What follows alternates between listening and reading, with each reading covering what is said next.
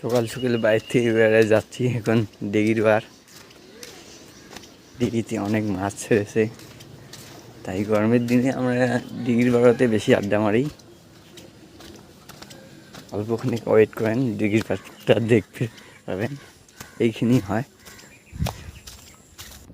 আমরা চলে এসলাম দিঘির পাড়ে, কারণ আমরা বন্ধু বান্ধব মিলে সবাই শুধু এখানে আড্ডা মারি সারাদিন, মন কাম কাজ না থাকিলে। সুন্দর হাওয়া এই জায়গাটাতে,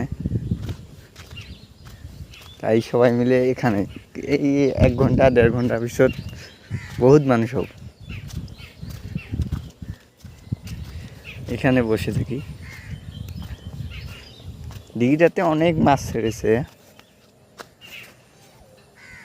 অনেক বড় দিঘি।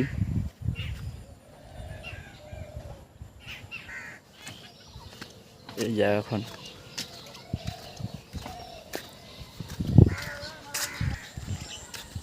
এগুলা কি জানি গাড়ছে, দেখি।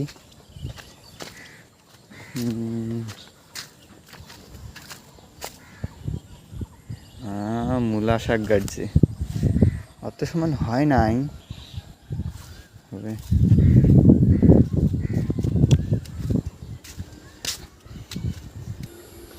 সকাল টাইম তো এখানে ওই জন্য কেউ নেই।